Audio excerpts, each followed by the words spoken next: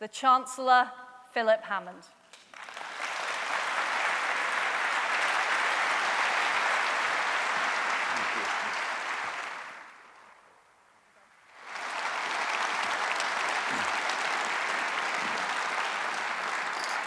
Well, thank you, Liz, for that introduction. Thank you for tearing yourself away from your beloved Instagram for a few minutes. And thank you, too, for being such a great Chief Secretary and stalwart defender of the public purse. I'll tell you, ladies and gentlemen, my kids think I'm tight with money, but they haven't met Liz Truss.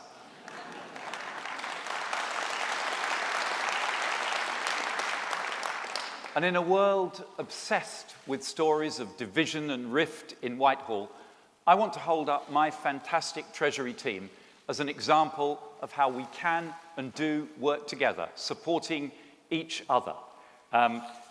Liz herself, ministers, Mel Stride, John Glenn, Rob Jenrick in the Lords, Michael Bates, our whips, Craig Whitaker and Lord Young, and our PPS team of Hugh Merriman and Gillian Keegan, led by the inimitable Kwasi Kwarteng. They all do a great job, and they deserve a big round of applause.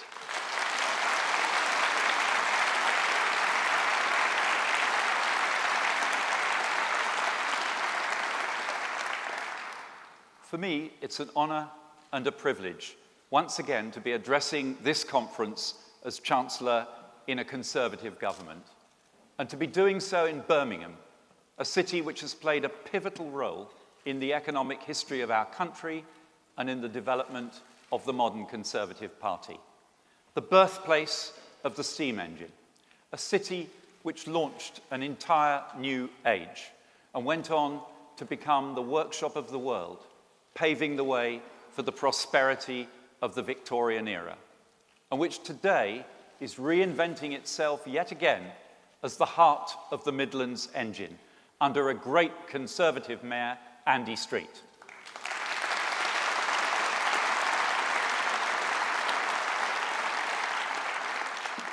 And as a sign of our commitment to the Midlands engine, I want to start today by announcing funding to support the creation of a new locally led development body for the area around Towton in the East Midlands, to attract investment, create jobs and provide opportunities in this area of huge economic potential.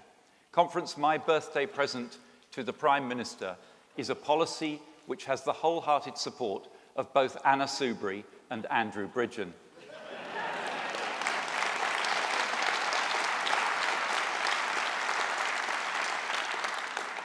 Now, I've got some good news for you. This is not going to be a speech all about Brexit, but it is a speech about our economy. And so I'm going to have to talk about Brexit just a little bit, because the outcome, whatever it is, will shape the path of our economy for many years to come, and because, frankly, everyone else is going to. There are a couple of facts which we have to acknowledge and which we cannot change. The first is geographic. Whatever the outcome, Europe will remain firmly anchored just a few miles off the coast of Kent. So they're not going anywhere, I'm told. So we will be neighbours, and we are going to have to carry on living with each other.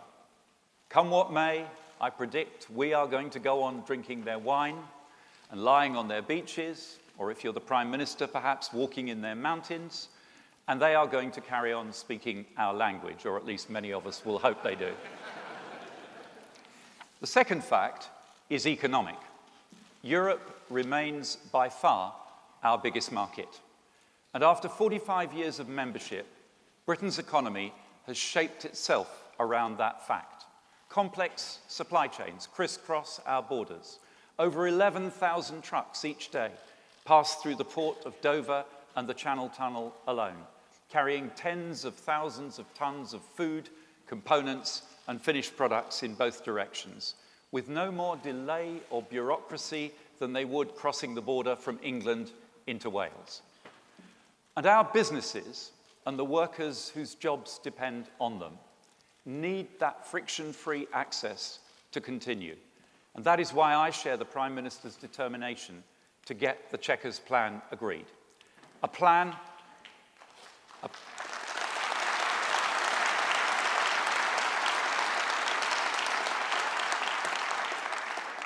A plan which delivers on the decision of the British people in the referendum, avoids a hard border in Ireland, preserves our precious union, and safeguards British jobs and British businesses.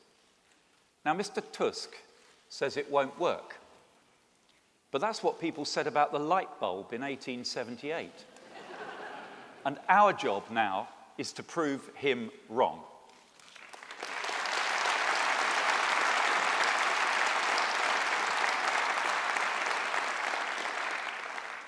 Negotiating and preparing for Brexit is one of the most complex tasks ever undertaken by a peacetime government. So over the next few weeks, we must stand together, foursquare behind the PM, to get the best possible outcome for Britain.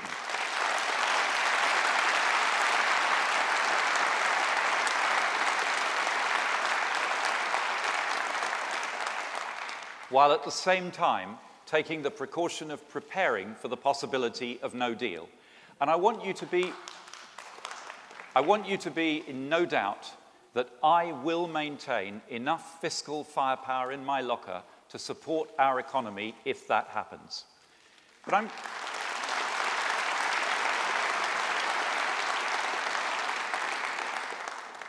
going to stick my neck out here today and make a prediction to you that when the Prime Minister gets a deal agreed, there will be a boost to our economic growth, a deal dividend, which we will share in line with our balanced approach between keeping taxes low, supporting public services, reducing the deficit, and investing in Britain's future.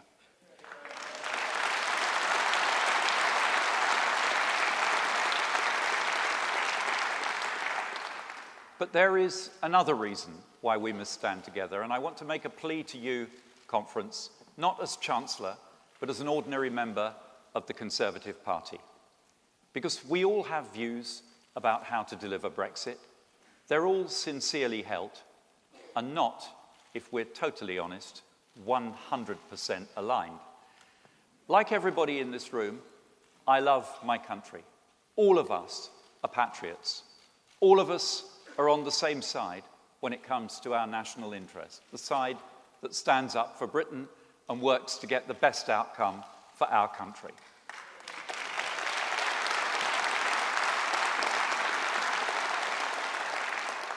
The point is this: Brexit is important, of course it is.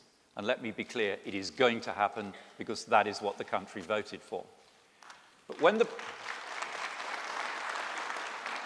the Brexit debate is over, and difficult as it is today to imagine it, I promise you one day it will be, our work as Conservatives will not be. Because more than ever, Britain will need a strong leadership to see off the threat to our prosperity from Corbyn and to lead our country into our post-Brexit future. Leadership that only a united Conservative Party can provide.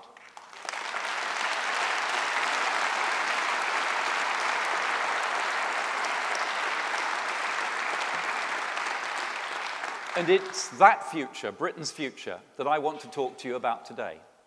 I'll share with you my vision for our country, and I'll be frank with you about the challenges we must overcome to deliver it. Because Brexit didn't happen in a vacuum. It's a product of something deeper and wider. It happened because over the last 20 years or so, as the world has got smaller, a gap has opened up in Britain and in other developed countries between the theory of how a market economy delivers and distributes rising prosperity and the reality experienced by ordinary people. Too many people feel that they have lost control, that they are working for the system, but the system isn't working for them. Too many people have experienced years of slow wage growth. Too many struggle to make ends meet. They feel less secure in their jobs and have seen the housing market spiral beyond their reach. And as they look around them, they feel a growing concern that they are falling behind, and that when they voice those concerns, the political system doesn't seem to hear them, doesn't reflect their values and priorities. So our challenge is to ensure that 21st century capitalism delivers for those people, convinces them that our vision of Britain's future can meet their aspirations and that our plan will deliver a better tomorrow for them and their families.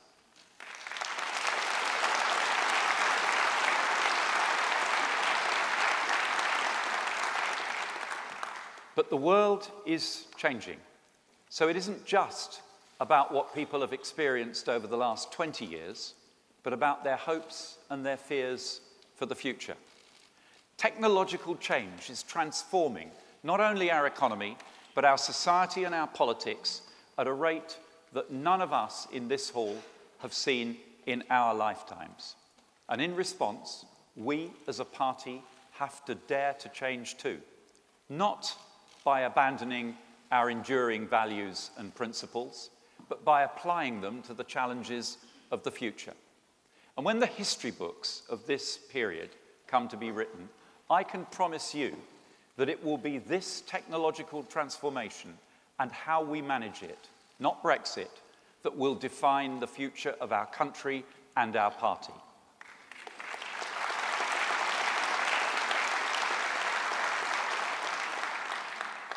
Now, despite what you may think, or you may even have read in certain newspapers, I'm an optimist. Well, I've heard some call me glass half full Phil. It depends, of course, who's buying.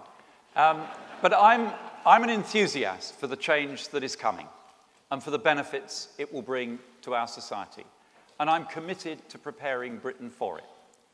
In the next decade or so, artificial intelligence, self-driving cars, personalized medicine, virtual reality, advanced robotics, and many, many other cutting-edge developments will all begin to transform our lives.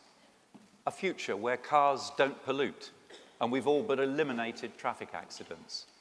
Where you're able to order and 3D print a product at home rather than waiting for it to be delivered.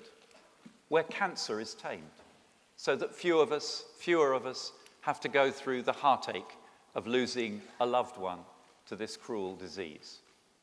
All of this is science fact, not fiction. All of it already taking shape now, not in the distant future. And most importantly, all of it happening here in the UK, in our world-leading universities, in our research institutes and laboratories, and in thousands of dynamic and innovative businesses in towns and cities across the length and breadth of Britain. But I understand that my enthusiasm for driverless cars may not be so readily shared by someone who earns their living driving a cab, and that home 3D printing may look more of a threat than an opportunity to someone who works for a parcel delivery firm. So we have to take our people with us, be open with them about the scale and nature of the change that is coming, about the disruption that change on this scale will inevitably bring. Set out clearly the benefits that individuals and families will see from the digital age, and how we will help them to prepare for it and to deal with the consequences of it. Reassure the very many who will worry about what new technologies mean for their job security. Worry that the gains will be made by the few and that they will be left behind. Show them that, crucially, the change that technology is driving will address their concerns, not make them worse.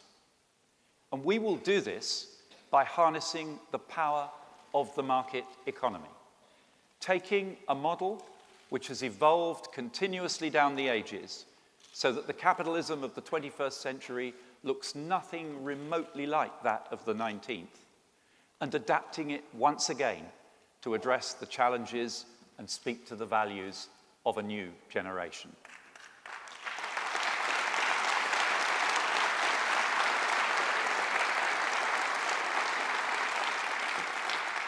Because those challenges can only be overcome by harnessing that power of the market. That is the only way to deliver our social, economic, and environmental goals to build a better Britain for our children. And Conference, this mission is urgent. Because if we cannot make that case convincingly, if we cannot demonstrate our commitment to making that evolution happen, if we look for one moment like the party of no change, then we should not be surprised that some will be tempted by the dangerous populism of our opponents. Because it's clear from what we heard last week from Labour that this country now faces a choice. A choice between the seductive simplicity of the brave new world of Corbyn and McDonnell's populism, where the narrative is all about easy answers, and our pragmatism. A pragmatism which is sceptical of ideologues, which starts with the real world we live in and seeks to make it better.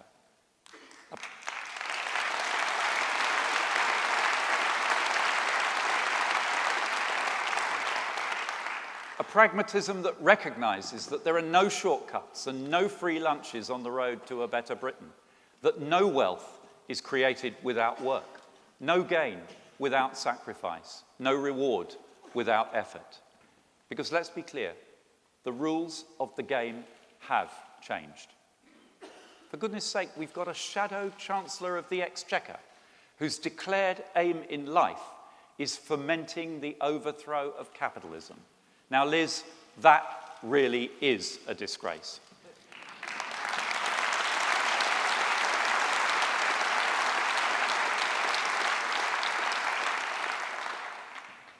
The model that has delivered 200 years of economic growth, that has seen living standards in this country more than double in my lifetime, that has lifted countless hundreds of millions out of poverty around the world and has secured our precious freedoms and our liberties down the ages, is rejected out of hand by Corbyn and McDonnell in favour of the failed and faded ideologies of socialism.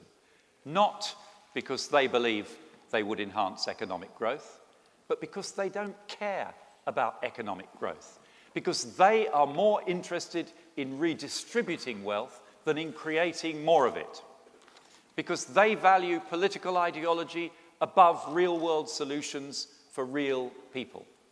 All they have to do, if you're a socialist, is look it up in the socialist manual. Railways? Nationalise them. Wealth? Confiscate it. Run out of money? Just go and borrow some more. Answers from a discredited ideology that will never solve real-world problems. A backward-looking party, intellectually unequipped to tackle the complex challenges of the 21st century and totally unfit to govern this country.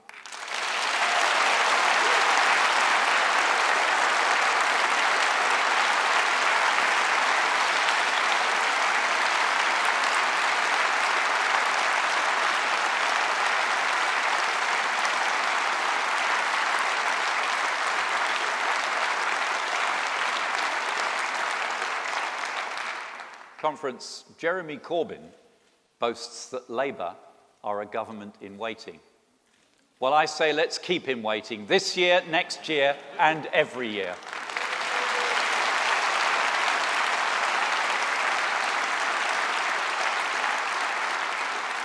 But let me be clear about one thing. While Labour's answers will solve nothing, their questions deserve a response. And we must answer their challenges with our own conservative solutions, based on realism, not populism, delivery, not rhetoric. It's what we Conservatives have always done, and it's what we will do again, showing ourselves worthy of the privilege of governing post-Brexit Britain, harnessing the power of the market economy, focusing on the long-term and the structural, not the quick and the superficial. Because, Conference, we know that you can't get long-term change on Amazon Prime, order today and delivered tomorrow. As our party renews its mandate for the next generation, this is the ground on which we must fight. Margaret Thatcher, as so often, put it beautifully. She said, we are in the business of planting trees for our children and our grandchildren, or we have no business being in politics at all.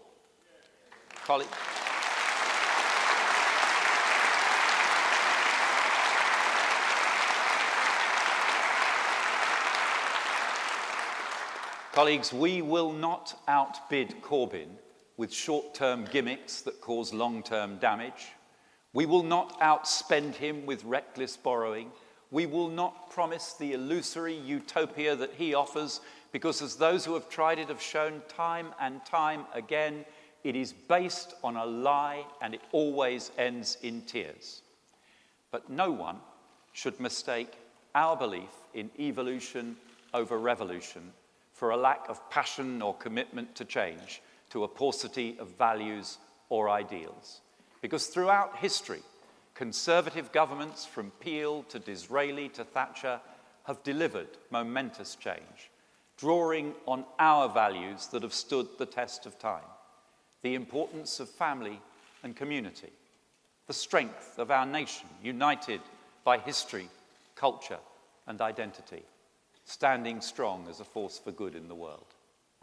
The insight that economic freedom goes hand in hand with political freedom. And above all, the belief in the power of enterprise as the route to unleash talent and to improve lives. That is why we back business. We back business as the cornerstone of a successful economy, as a force for good in our society, and as an essential expression of our values. So just in case anyone, anywhere in the world was in any doubt at all, let me say it loud and clear. The Conservative Party is and always will be the party of business.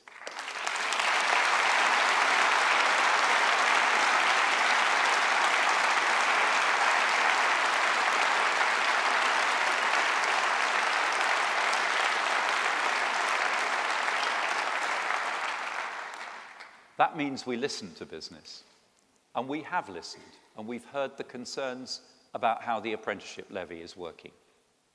So today, we've set out a series of measures to allow firms more flexibility in how the levy is spent. But we know, there's one employer down there, but we know that we may need to do more to ensure that the levy supports the development of the skilled workforce our economy needs. So in addition to these new flexibilities, we will engage with business on our plans for the long-term operation of the levy.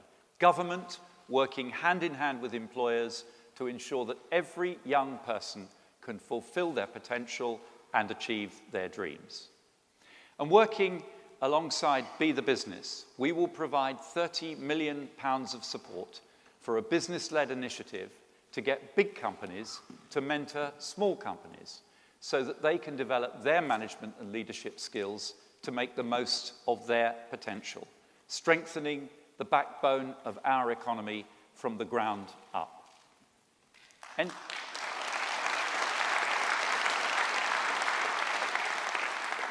enterprise, freedom, stability, family, community, nation. These are our Conservative values. They have served us well over the centuries past, and they will serve us well in the years ahead. Values do not change. The task before us now is to apply these values to the challenges of the 21st century.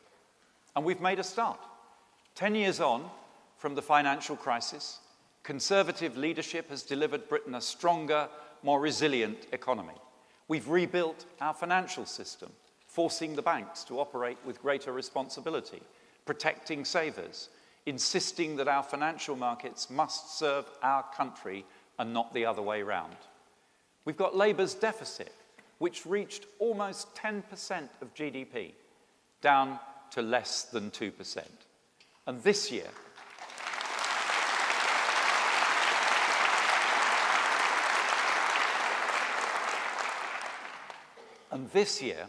thanks to the difficult decisions that we've taken and the hard work of the British people, we will, at last, see our national debt starting its first sustained fall in a generation.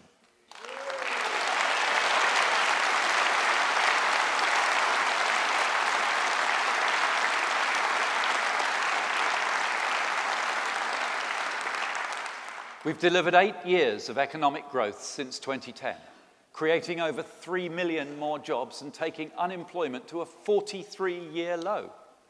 We've announced an unprecedented £84 billion real terms funding boost for the NHS, what the NHS says it needs, and more than Labour promised at the last election, showing our commitment to Britain's most vital public service.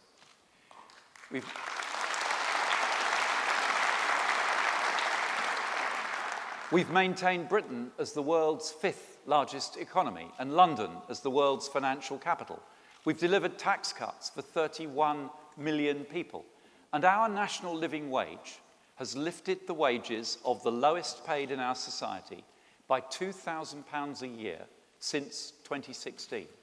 And that means that income inequality is lower this year under a Conservative government than it was in every single year of the last Labour government.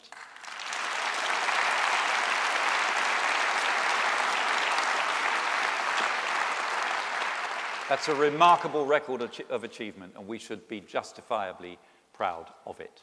After the years of hard work to rebuild our economy and our public finances, there is light at the end of the tunnel.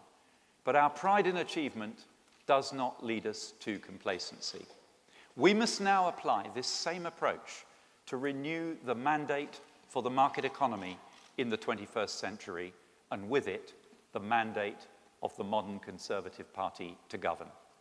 A focus on what is in the long-term interest of our country and our people, so that when those children and grandchildren of whom Margaret Thatcher spoke so eloquently ask us what our generation is doing for them, we can look them in the eye and tell them how we are building the better Britain we want to bequeath to them. We can tell them about how we've raised public investment to the highest level in generations, building and upgrading the roads and railways that connect our country and the digital infrastructure that will enable the future. We can tell them how our reforms are unlocking billions of pounds of much-needed investment in high-growth businesses, and about how our Northern Powerhouse and Midlands Engine and our mayoral devolution and city and growth deals are beginning at last to address the regional imbalances in our economy. We can tell them about how our modern industrial strategy is preparing for the future by putting Britain at the cutting edge of a technology revolution which will improve the lives of people across the world, and will be the bedrock on which our future prosperity is built, creating millions of new, better paid jobs for British workers.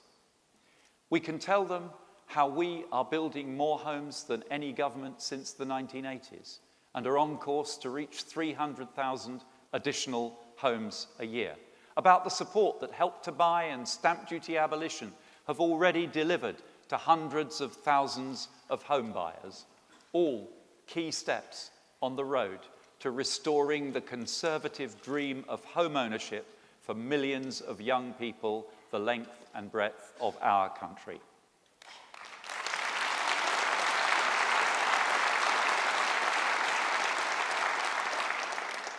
And we can tell them how we are making sure that working people have the support they need to navigate the challenge of automation to a higher wage future, with a new system of T-level vocational training, millions of high-quality apprenticeships, and a world-first national retraining scheme.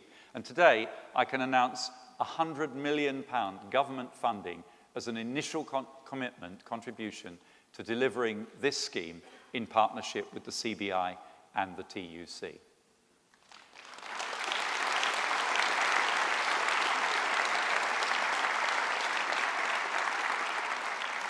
And we can tell our children of our determination to update our market economy for the digital age. Adam Smith taught us that the key to the power of the market to deliver for the good of society is competition.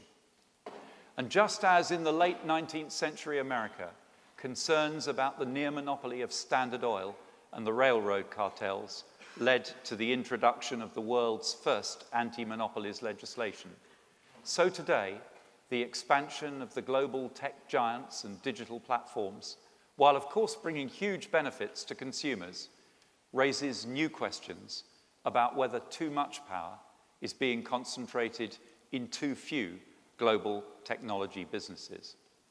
That's why I've asked President Obama's former chief economist, Jason Furman, to lead an expert panel to review the UK's competition regime to ensure that it is fit for the digital era. And it isn't just competition policy that needs updating. We can tell our children how we have led the debate on reforming the international tax system for the digital economy, insisting that the global internet giants must contribute fairly to funding our public services. And I want to be crystal clear today. The best way to tax international companies is through international agreements. But the time for talking is coming to an end, and the stalling has to stop. So if we cannot reach agreement, the UK will go it alone with a digital services tax of its own.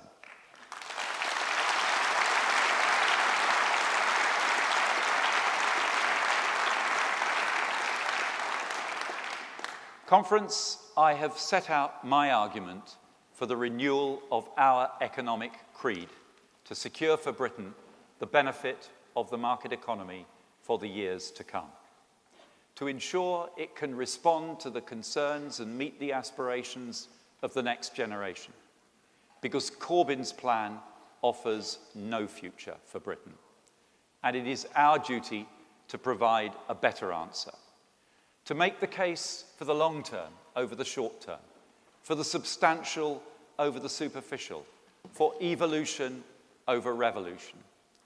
Our duty is to agitate constantly, restless to improve the lives of ordinary families across this country, looking beyond Brexit into our future, to map out the path to Britain's continued success.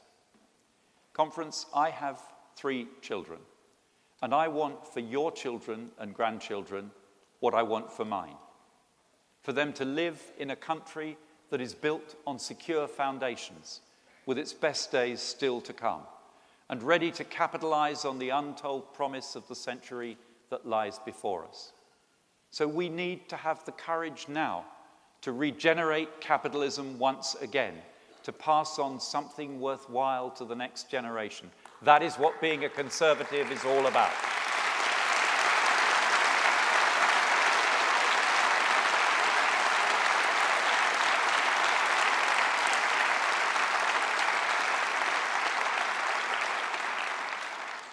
And to those who will say that the measured message of evolution will be drowned out by the shrill voices of the demagogues and the populists, I say, put our trust in the common sense of the British people, and they will put their trust in us.